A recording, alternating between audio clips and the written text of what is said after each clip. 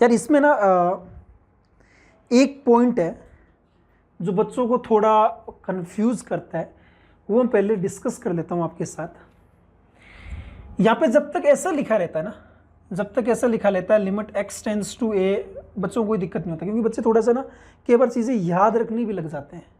दो चीज़ें दो काफ़ी बार दिखने लगती है ना, वो माइंड में याद भी होने लग जाती है। यहाँ पे अपन को ये चीज़ याद रहता है कि यार ये तो वेरिएबल होता है, ये कॉन्स्टेंट होता है। यहाँ पे आगे बच्चे फिर कंफ्यूज रहते हैं, एक टी लिख दिया, एक एक्स लिख दिया, मतलब एक्स को ऑलवेज अपने वेरिएबल मानते चलते हैं। ऐसा नहीं होता बेटा, जो स्टार्टिंग में लिखा होता है ना वो वेरिएबल होता है, और जो बाद में लिखा होता है वो कांस्टेंट होता है। ये चीज़ आप ध्यान में रख लो। तो ये तो यहाँ पे टी वेरिएबल है, यहाँ पे क्या है, टी वेरिएबल है। यहाँ पे क्या है, टी वेरिएबल है। एक्स क्या है, एक तरह से कांस्टेंट है बेटा, एक्स क्या है, कांस्टेंट है। तो अगर टी को रिप्लेस किया मैंने एक्स से, तो एफ एक्स साइन एक्स, और यहाँ पे T F x sine x 0.04 बन गया, तो एल एच रूल लगेगा, है ना। तो यहां अपन अगर by L H rule, by L H rule 0/0 form बन रहा है। अब एल एच रूल में अपन ऊपर भी डिफ्रेंशिएट करेंगे, लेकिन डिफ्रेंशिएट किसके रिस्पेक्ट में करते हैं, जो वेरिएबल होता है उसके रिस्पेक्ट में करते हैं। तो यहाँ पे टी वेरिएबल है, तो अपन करेंगे differentiate with respect to t बेटा, टी के रेस्पेक्ट में करेंगे। तो टी के रेस्पेक्ट में किया तो यहाँ पे दे दो एफ एक्स तो कांस्टेंट है, तो कांस्टेंट का कांस्टेंट, और लिमिट तो सेम रहेगा, limit t tends to x, ये तो सेम रहेगा। कांस्टेंट का कांस्टेंट रहेगा, साइन टी का कितना आ जाएगा, कोस टी आ जाएगा, माइनस का साइन, फिर एफ ऑफ टी का कितना आ जाएगा, एफ डेस टी बन जाएगा, और इनटू में साइन एक्स कांस्टेंट है तो इसको ऐसे रखा, एक्स कांस्टेंट है बेटा, है ना, डिवाइडेड बाई टी आपका 1 हो जाएगा, एक्स तो कांस्टेंट है उसका 0 हो गया, is equal to sine square x, is equal to sine square x.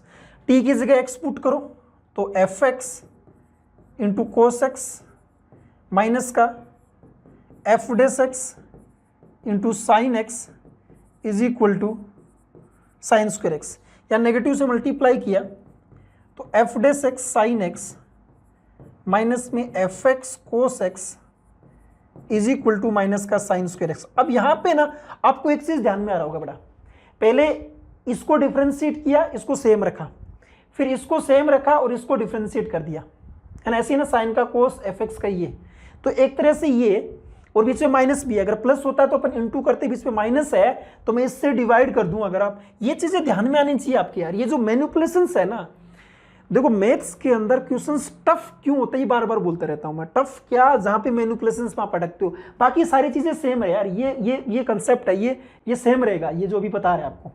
अब कोई क्वेश्चन वो दूसरा बनाएगा, मैनिपुलेशंस में आपको फंसा देगा। अब ये सब चीजें सीखनी है। यहाँ पे आपको एफ डेस एक्स, यहाँ पे एफ एक्स दिखाई दिया, यहाँ साइन, यहाँ कोस, बीच में माइनस, मतलब डिवीजन रूल लगेगा डिफरेंशिएशन का, ये क्लियर होना चाहिए।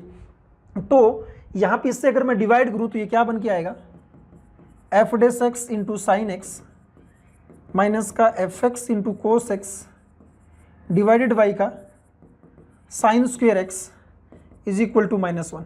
इस चीज को मैं ये लिख सकता हूं ना, डिफरेंशिएशन है f x upon sine x का, f x upon sine x का इज इक्वल टू -1।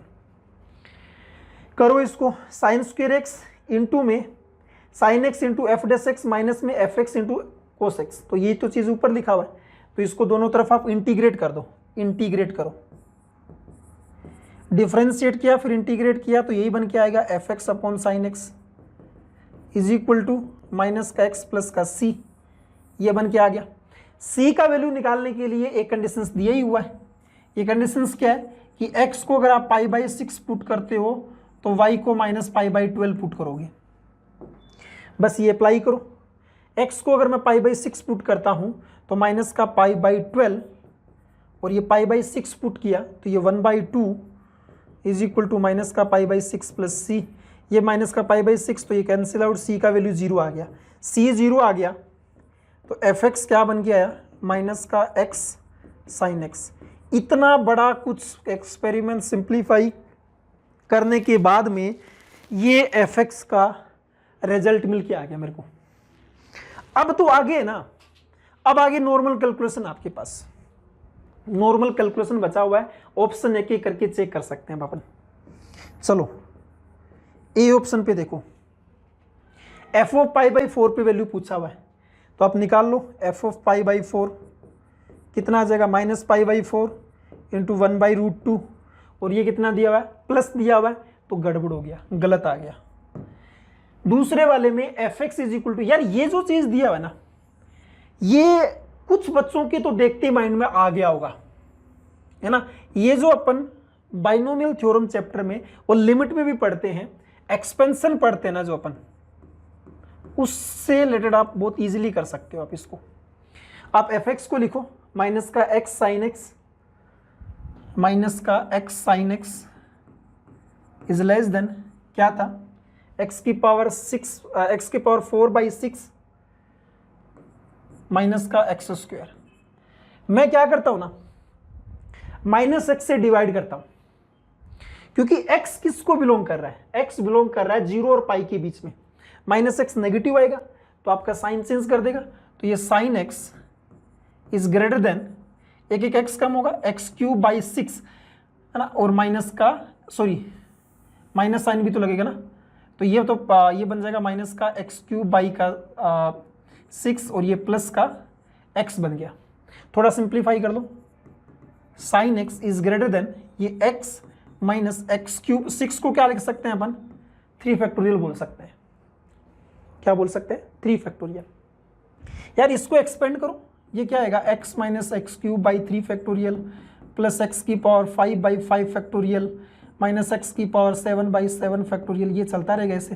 तो साफ साफ दिख रही है, तो बड़ा ही आएगा, क्योंकि x बिलोंग कर रहा है 0 और पाई के बीच में। तो ये तो आप एक्सपेंशन से आराम से समझ सकते थे, बी ऑप्शन सही है। There exist alpha belongs to 0 से pi such that f dash g alpha का वैल्यू 0 आएगा।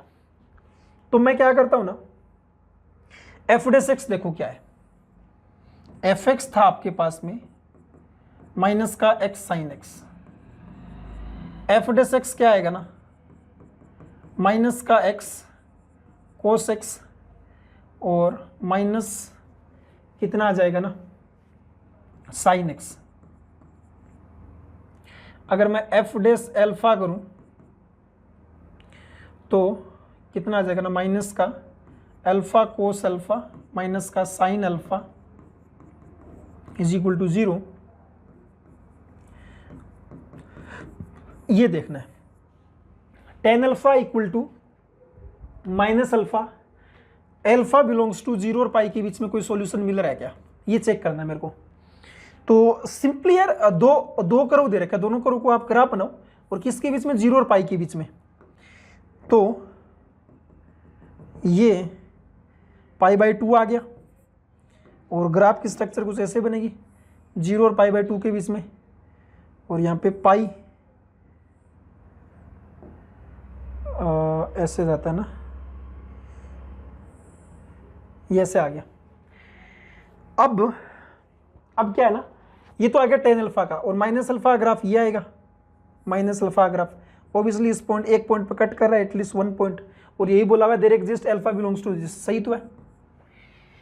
और ये तो साफ साफ दिख रहा है यार, एफ ऑफ π/2 पे वैल्यू निकालो, डबल डिफरेंशिएट π/2 पे, तो एफ एक्स तो अपने पास ये है ही, एक बार डिफरेंशिएट ये कर दिया, डबल डिफरेंशिएट कर दो इसको, डबल डिफरेंशिएट करेंगे तो एक्स साइन एक्स माइनस का कोस एक्स माइनस का कोस एक्स, और इन दोनों को अगर मैं ऐड करूं तो एक्स साइन एक्स ये cancel out, F x plus F double dash x कितना आ जाएगा ना, माइनस का 2 टाइम्स कोस एक्स आ गया। π/2 पे वैल्यू निकालोगे तो ये 0 वैल्यू आएगी, और यहाँ पे कितना दे रखा है, 0 दिया हुआ है, तो ये भी सही है। तो बी सी डी आपके फाइनल आंसर्स आ जाएंगे बेटा, ये फाइनल आंसर काउंट करेंगे अपन, टिक मार सकते हो आप। हाँ जी, अगले वाले क्वेश्चंस पे चलते हैं।